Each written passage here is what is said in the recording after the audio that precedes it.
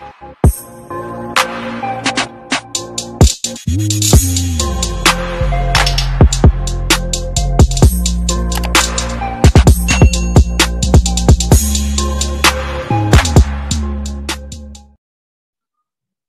hari ini kita kedatangan tamu Mas Aan Ansori. Bagaimana kabar Mas di tengah? Baik Rabko. Gimana ini? Semakin banyak isu maka kamu semakin terpacu untuk bikin konten-konten yang menurutku ini sangat melegakan dan sangat edukatif ya. Kayak gitu. Karena mantap begini, ini. Ada sedikit rasa ketakutan bagi umat Kristen terhadap kasus kemarin, Mas, seperti itu. Bahwa pengeboman itu nampaknya menjadi ketakutan bagi orang Kristen. Mas sendiri melihatnya seperti apa ketika melihat pengeboman kemarin di Makassar seperti itu? Iya, aku ingin ngomong soal ketakutan itu. Kalau Anda takut karena orang-orang Kristen takut, ya aku bisa memahami dan to be honest, itu yang memang diinginkan. Itu yang memang diinginkan oleh siapapun. Pelaku itu, para bombers itu, orang-orang dari Jamaah Ansarud Daulah kalau tidak salah. Itu yang memang diinginkan. Jadi dampak yang diinginkan oleh mereka para bomber itu adalah kalian itu akan berkristen secara takut. Kalian tidak akan menselebrasi kekristenannya. Kalian tidak akan ekspansif lagi. Kalian sedapat mungkin bisa menjadi Islam. Kalian juga akan berpikir dua kali untuk menguasai panggung politik yang ada di Indonesia. Yang ingin aku katakan adalah pesan dari para bombers itu sangat jelas, membuat kalian takut ke gereja dan lain sebagainya. Dan kalau memang kalian memang benar-benar takut, ya itu yang diinginkan. Itu yang diinginkan. Ya, kalian itu yang diinginkan. Jadi modelnya itu seperti tikus, ya, nggak dibunuh langsung. Lubang tikus dikasih asap depannya, ya kalian akan, kalau nggak mati di situ juga kalian akan keluar. Sehingga aku sangat bisa memahami kalau misalkan banyak teman-teman Kristen yang mulai mikir bagaimana soal security, bagaimana beribadah secara aman dan lain sebagainya. Itu wajar, tetapi just look beyond that picture. Gitu. Kalau kalian menjadi ketakutan, terlalu protektif terhadap diri kalian sendiri, maka kalian akan tidak akan memikirkan orang lain, tidak akan memikirkan pengembangan jaringan kepada kelompok-kelompok Islam moderat. Kalau jadi fokusnya cuma fokus di ibadah. Nah, kalau fokus di ibadah, ya kamu akan fokus di kekristenan, bukan di Indonesia, begitu loh. Oke.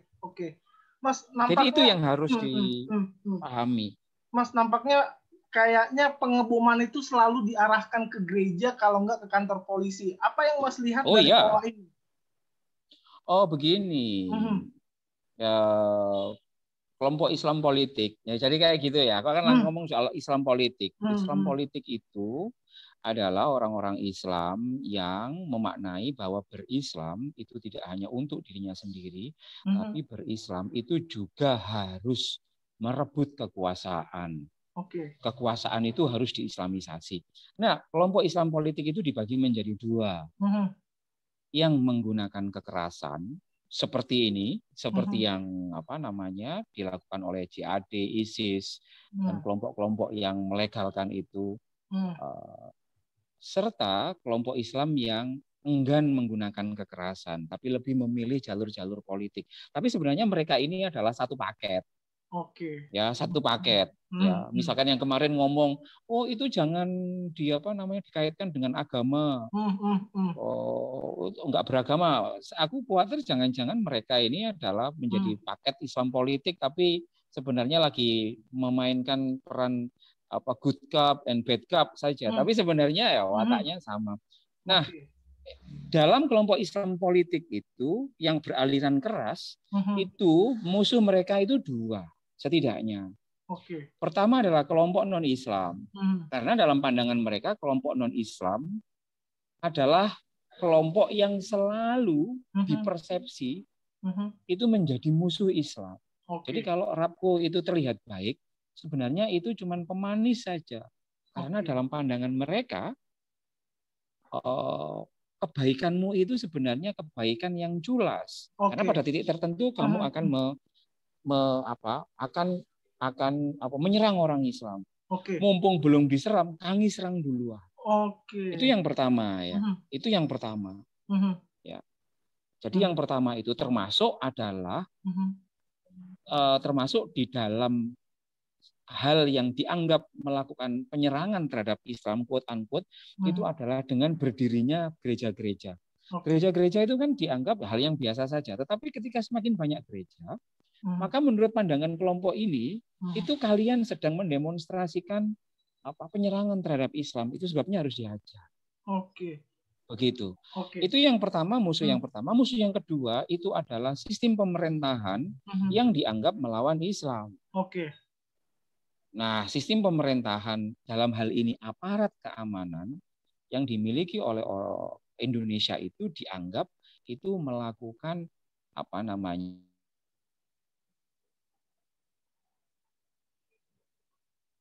Ya. Jadi musuh mereka yang kedua itu adalah sistem pemerintahan yang tidak sesuai dengan apa yang mereka pikirkan sebagai sistem pemerintahan Islam. Sistem pemerintahan yang tauhid.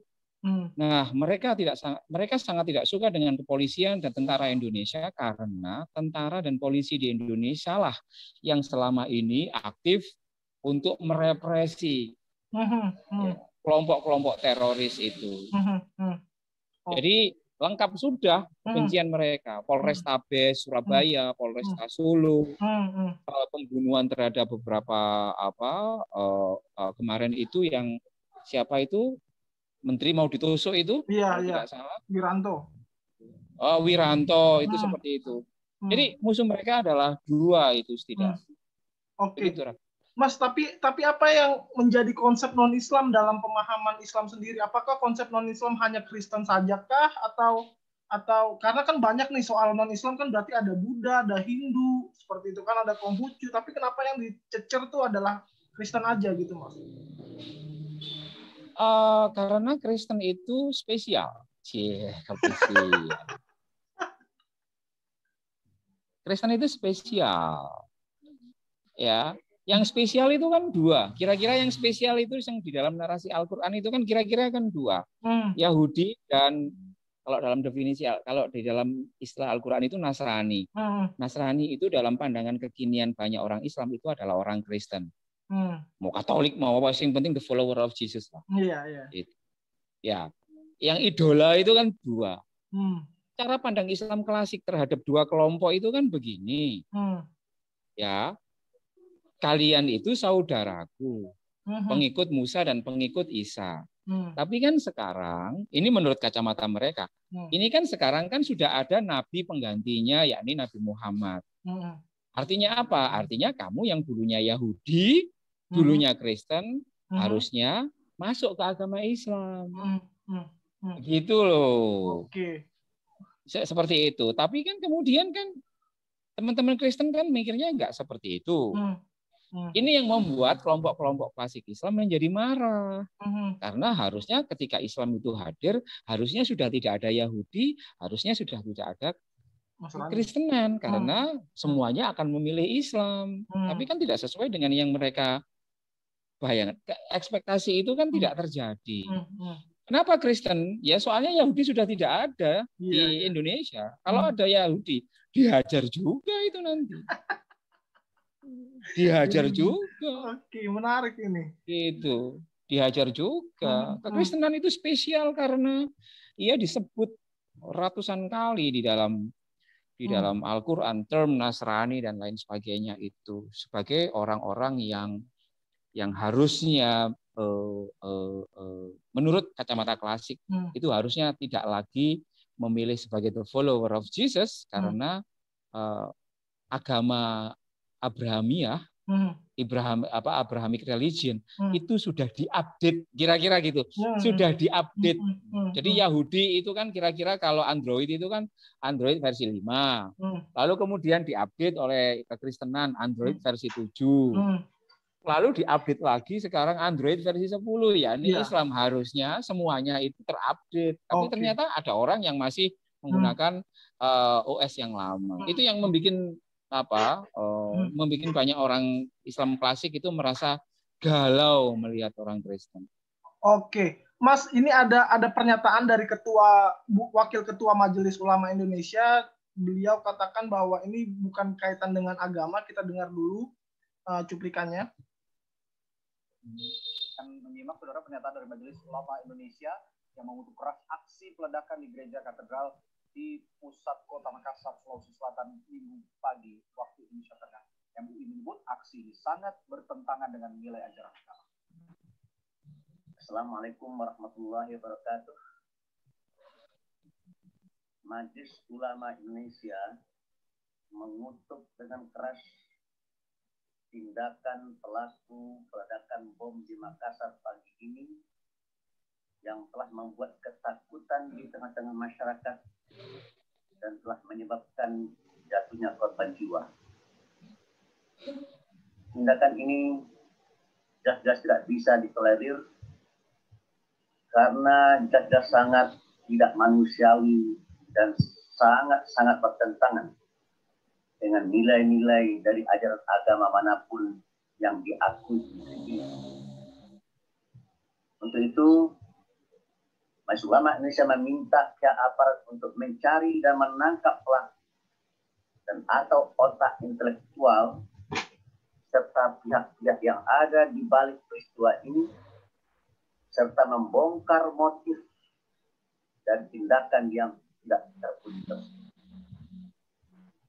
Di samping itu, MUI juga meminta supaya masalah ini jangan dikait-kaitkan dengan agama dan atau dengan suku tertentu di negeri ini, karena hal demikian akan semakin membuat rumit dan akan semakin membuat keruhnya suasana.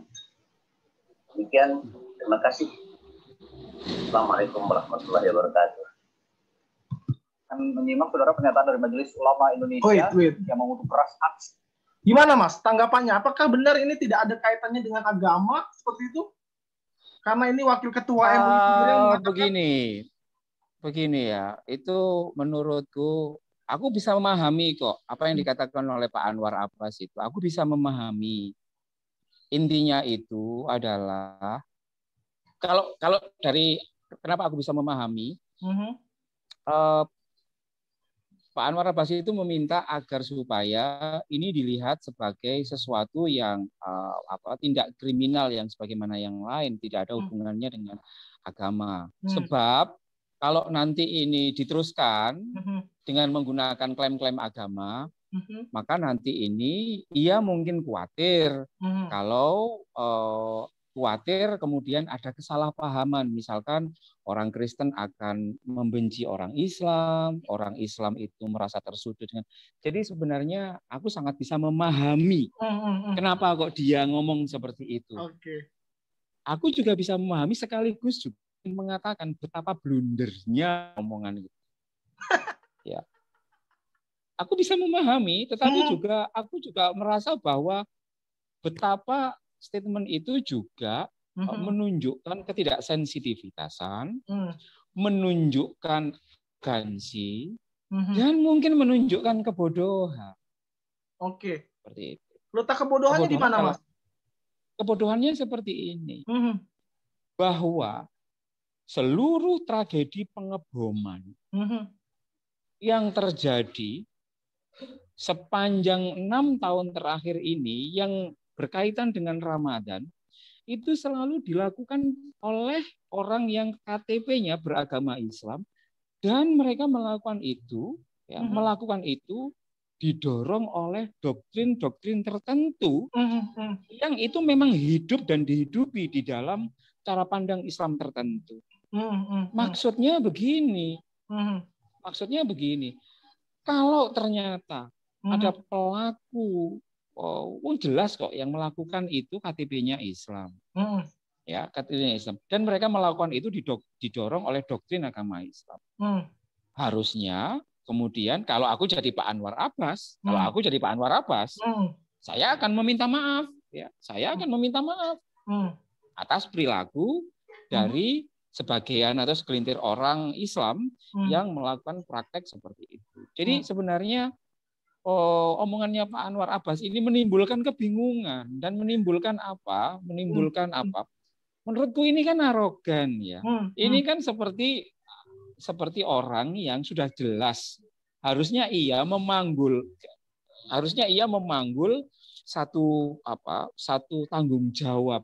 Kalau aku meminta maaf maaf terkait dengan soal itu ya, dan mengakui bahwa ada model cara pandang Islam yang memang menjustifikasi praktek kekerasan itu.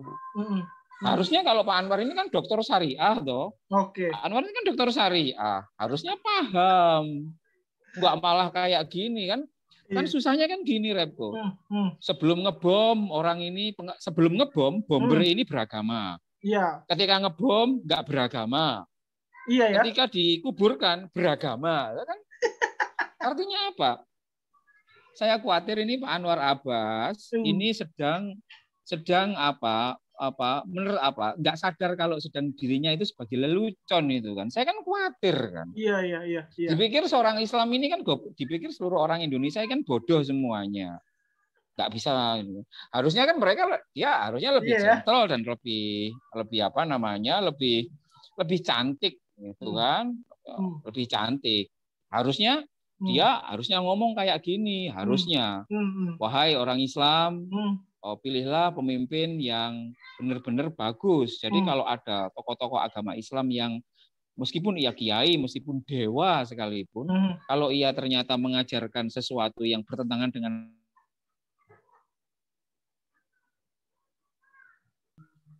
Oke, menarik sih Mas. Ya menarik lah. Tapi Mas nggak ada keinginan buat ngambil jabatan di MUI gitu Mas? Kayaknya cara pandang Mas berani mengakui kesalahan itu menjadi salah satu hal yang menarik sih sebenarnya. Iya, MUI-nya saja yang nggak mau pada orang-orang seperti itu. Karena kalau cara pandang mereka itu adalah right or wrong, this is our religion. This is religion. Jadi tidak boleh. Jadi ini kembali lagi menyangkut soal doktrin, menyangkut soal aib ya. Pengeboman itu kan aib Islam. Kalau aib Islam itu harus ditutupi, Rabu. Jangan malah diakui. Oh gitu. Gitu. Iya, begitu loh. Jadi aku paham. Doktrin klasik menyangkut soal aib adalah ini aibnya orang Islam. Jangan ditutupi. Jangan dibuka. Harus ditutupi. Oke. Mainnya di dua kaki. Berarti Mas nggak setuju dengan pandangan Wakil Ketua MUI bahwa ini tidak bisa dikaitkan dengan agama? Pasti pandangannya berbeda denganku karena aku melihat aib adalah aib, salah adalah salah. Apa kamu pikir ketika kamu seagama denganku dan ketika kamu melakukan kesalahan akan aku bela? Ya enggak aku bela. Wong salah kok dibela. Gitu loh. Salah ya harus dihukum. Ya. Seperti itu, persis seperti yang Nabi lakukan. Apa kalau kamu curi, lalu kamu misalkan anaknya Jokowi, lalu kamu merasa nggak bisa tersentuh oleh hukum? Menurutku itu sangat tidak Islami. Islami itu seperti Nabi Muhammad kepada anaknya Siti Fatimah. Nabi Muhammad bilang, ya kalau misalkan Fatimah ini mencuri, nggak akan aku serahkan ke yang lain, tak potong sendiri tangannya. Oke. Wow. Jadi yang ingin aku katakan sebenarnya aib itu ada doktrin mengenai aib yang nampaknya oleh kelompok-kelompok Islam itu ini aib nggak usah disangkut pautkan. Mereka khawatir Islam itu tambah rusak kalau mengakui kalau bomber itu agama Islam. Aku berbeda pandangan. Justru kalau kita mengakui bahwa ini adalah bagian dari Islam dan kemudian kita minta maaf, Islam justru akan lebih besar karena ia berani mengakui kesalahannya. Kan yang paling berat itu kan mengakui kesalahan. Bukan menutupi kesalahan. Yang berat itu mau mengakui kesalahan. Nah, sayangnya kan teman-teman di MUI atau di organisasi yang lain nampaknya belum sampai ke sana ilmunya. Karena mungkin jarang nongkrong di STT Jakarta. Atau jangan-jangan sebenarnya mereka sudah paham, Mas, tapi mereka tidak mau melakukan seperti itu. Ya karena memang itu tadi, ini soal pride ya, ini soal pride, ini soal pride. Mereka menganggap bahwa kesalahan itu harus disangkal. Ya sama kayak koruptor itu kan, banyak koruptor itu kan yang jelas-jelas kena OTT itu kan, enggak kok saya enggak kena OTT, saya lagi begini. Ini orang yang enggak dewasa. Politisi yang amatiran menurut saya. Ya, bagi saya agama yang baik itu adalah agama yang bisa mengakui bahwa sangat mungkin ada bagian dari dirinya yang harus terus diperbaiki, bukan malah menyangkal itu. Oke. Wow. Mas, tapi sebetulnya apa yang menjadi doktrin klasik? Apa sih ekspektasinya ketika orang melakukan bom bunuh diri seperti itu? Doktrin apa yang membuat sehingga orang tuh pengen banget melakukan itu gitu, Mas? Reward, soal reward. Reward. Jadi kan begini ya, dugaanku ini di dalam Islam klasik itu kan begini, bahwa dari 12 bulan itu ada 1 bulan yang memang sangat spesial. Itu ya. Kalau di dalam dunia online shop, 1 bulan ini adalah penuh dengan flash sale. Gitu kan. Diobral ininya, barang-barang yang agak sulit, yang agak mahal itu diobral. Jadi semuanya akan mendapatkan banyak poin dan lain sebagainya. Nah, karena sejak awal kita didoktrin untuk mengkhususkan bulan tertentu ini, maka banyak cara dilakukan. Itu sebabnya banyak orang Islam mengatakan, aku rindu ketemu dengan bulan Ramadan lagi. Kan biasanya kalau hari raya Idul Fitri itu kan orang itu kan, ya ampun, nulis di status, ya ampun kapan ya aku harus 1 bulan lagi ketemu dengan, ada semacam longing seperti itu. Ada semacam longing, kekangenan untuk bertemu kembali dengan bulan yang sangat. Sebenarnya itu nggak salah. Nggak salah. Kayak kamu misalkan didoktrin untuk bertemu dengan Yesus dan lain sebagainya. Nah, yang salah adalah ketika ada doktrin tambahan menyangkut soal bagaimana merepresentasikan dari kelongingan itu. Itu yang aku tadi sampaikan, menyangkut soal bagaimana hubungan Islam dan politik, Islam dan kenegaraan.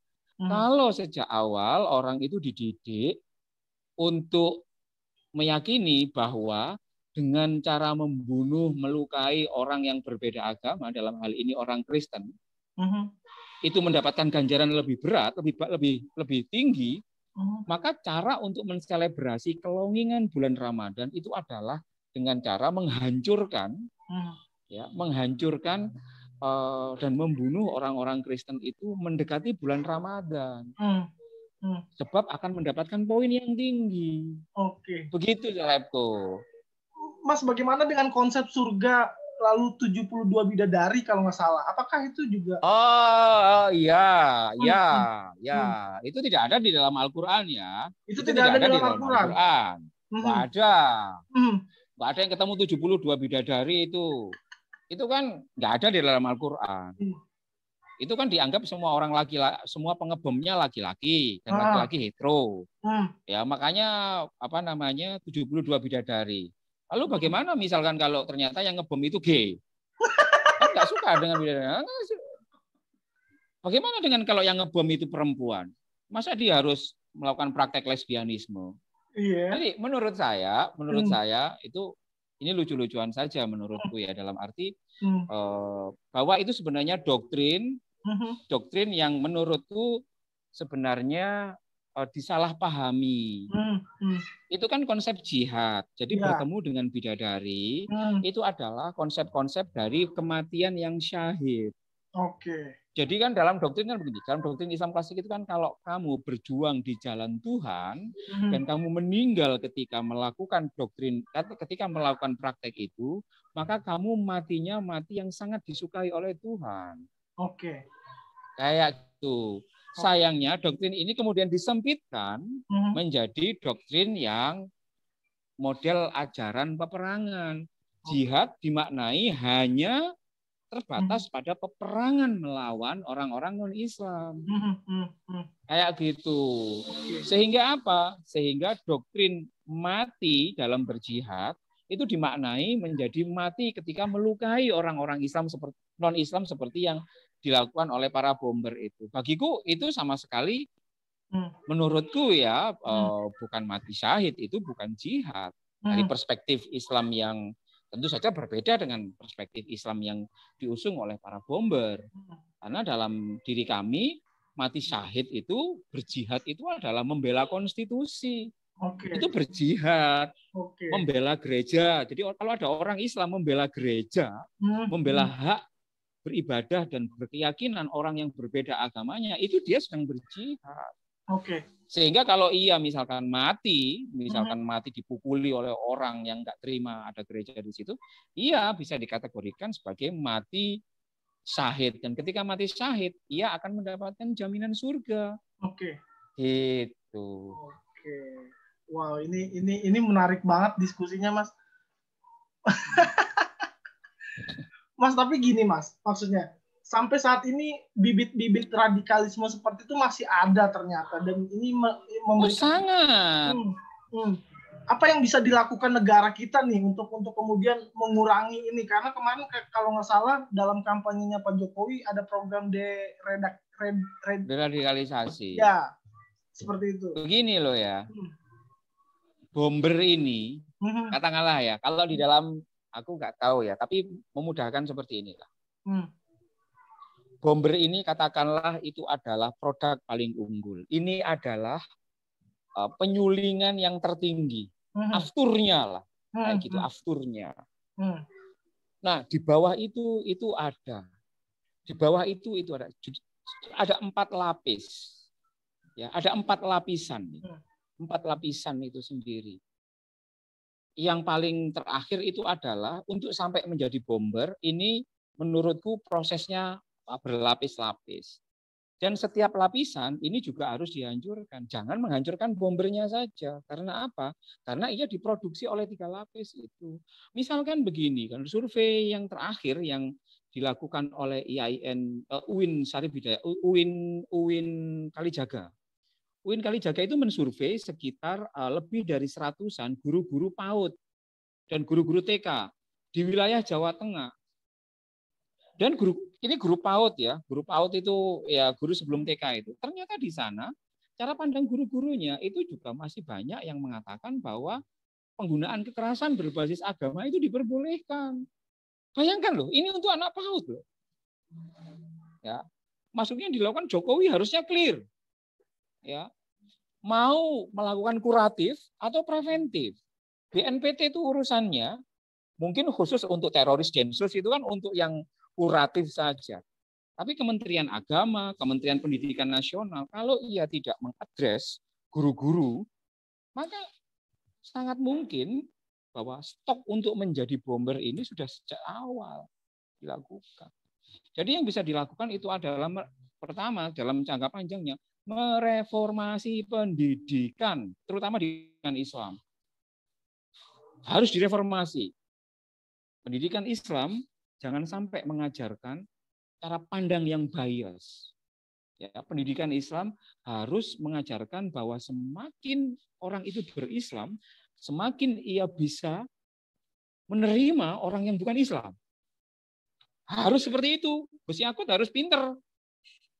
Jadi jangan sampai kemudian pendidikan Islam mengatakan semakin aku berislam, semakin orang yang selain Islam semakin salah dan semakin tidak boleh mendapatkan haknya.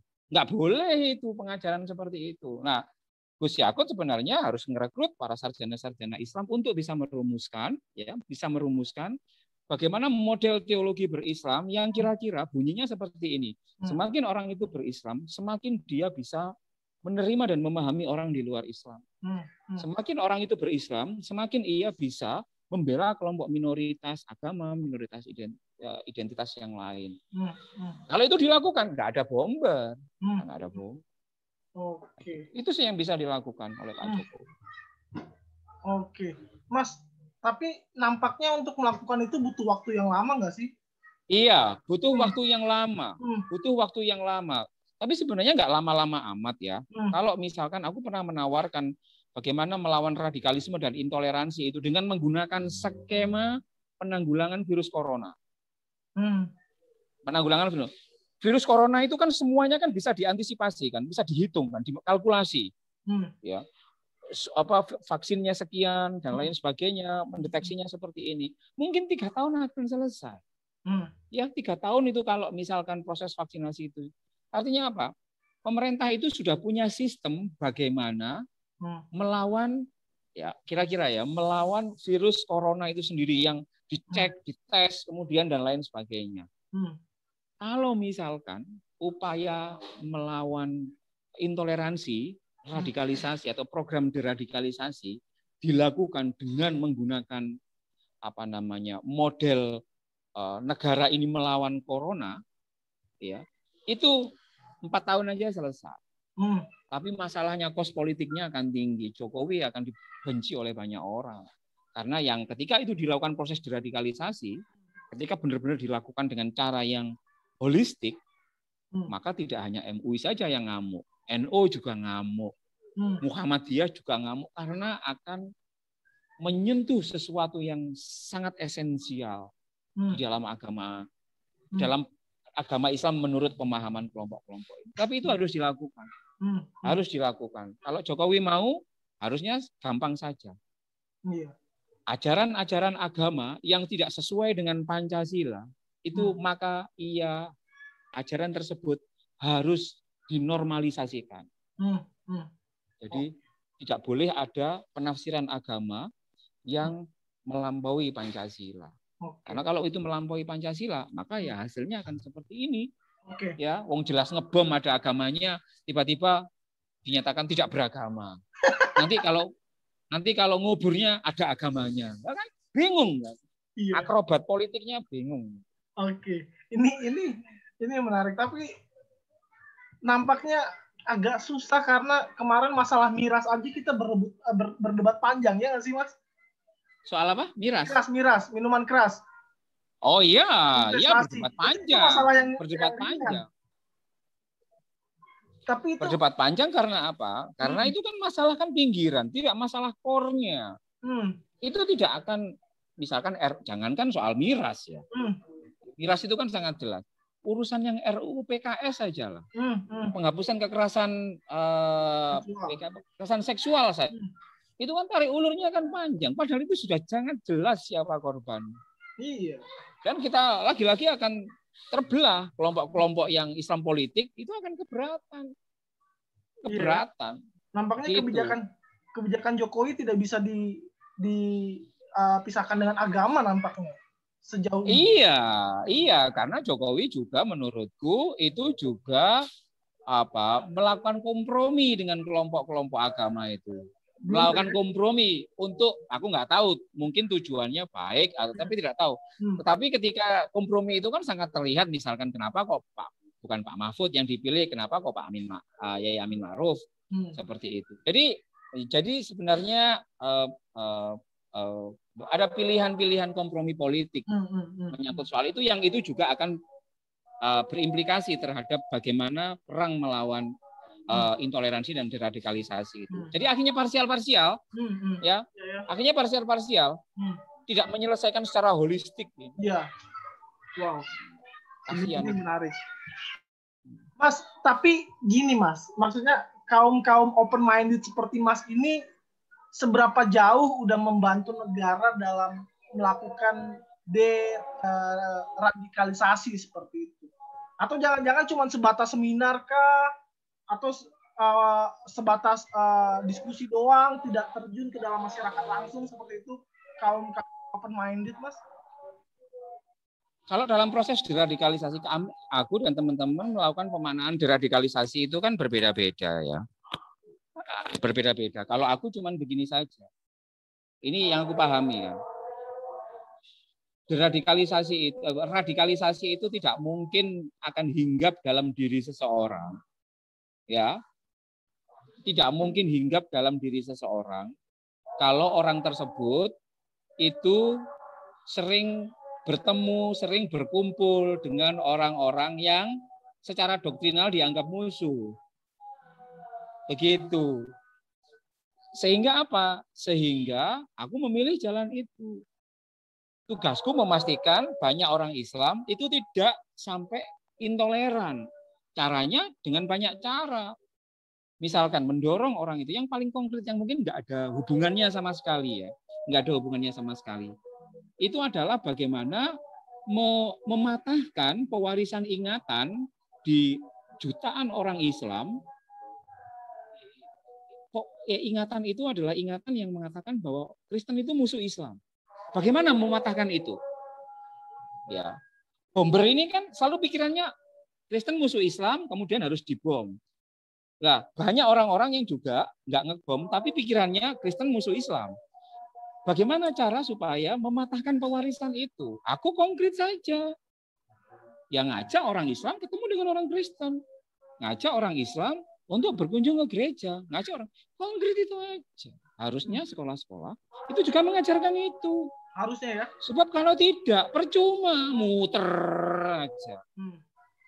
Okay. Seperti itu. Jadi yang dilakukan itu konkret. Nah, sekali lagi saya akan ngomong, sepanjang Nadim dan Yakut tidak bisa merombak sistem pendidikan mulai PAUD sampai mahasiswa, terutama bagi orang Islam yang bisa mempertemukan banyak orang Islam itu untuk sebisa mungkin bertemu dengan orang-orang Kristen dan non-Islam, maka pada titik itu pula program deradikalisasi itu gagal.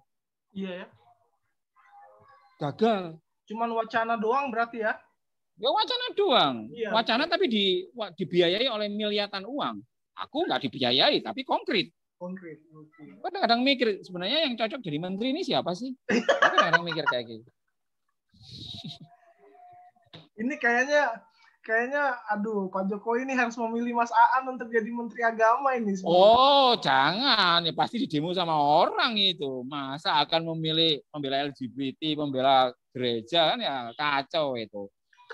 Tapi kan aku ingin mengatakan seperti ini. Kadang-kadang kekasih Tuhan itu menempatkan kekasihnya kadang-kadang itu berada di dalam klaster-klaster atau posisi yang terlihat hina di mata manusia. Nah, kayak gitu. Padahal sebenarnya ya kekasih Tuhan sih sebenarnya. Oke. Mas, ini menarik banget diskusi kita. Hampir 45 menit kita discuss seperti itu. Mungkin Mas ada pandangan terakhir atau opini terakhir, harapan seperti itu untuk toleransi di Indonesia seperti itu? Iya, saya sih berharap yang pertama, harapan utama saya adalah untuk teman-teman Kristen dan Katolik. Pertama, harapanku, please don't give up with us. Jangan menyerah. Jangan menyerah terhadap kami. Ya, jangan pernah takut. Jangan pernah sembunyi-sembunyi. Ya, jangan malah gereja malah menjadi tertutup bagi orang Islam. Jangan. Kalaupun itu dilakukan, jika itu dilakukan, maka itu yang diinginkan oleh para bomber itu. Aku ingin mengatakan bahwa harusnya peristiwa pengeboman ini harusnya makin merekatkan orang Islam dan orang Kristen. Artinya apa? Orang Kristen lebih mudah untuk membuka gerejanya bagi orang Islam supaya orang Islam bisa belajar. Sebab apa? Keselamatan kita, keselamatan Indonesia itu sangat tergantung apakah orang Islam dan orang Kristen itu terus bisa saling bekerja sama untuk memperkuat Bhinneka Tunggal Ika. Kalau ternyata peristiwa bom ini malah membuat orang Islam menjadi makin homogen, hidup di dalam wilayahnya masing-masing, yang Kristen juga makin hidup dalam camkangnya masing-masing, itu yang diinginkan oleh para bombers. Maka mari kita lawan ketakutan kita. Jangan malah membuat Jangan malah hidup secara sendiri-sendiri. Teruslah bertemu dan berkumpul dengan orang yang berbeda agama. Saya berharap seperti itu kepada teman-teman gereja. Ya, gereja harus tetap dibuka.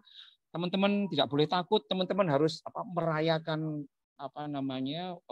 kekristenannya tidak dengan rasa takut.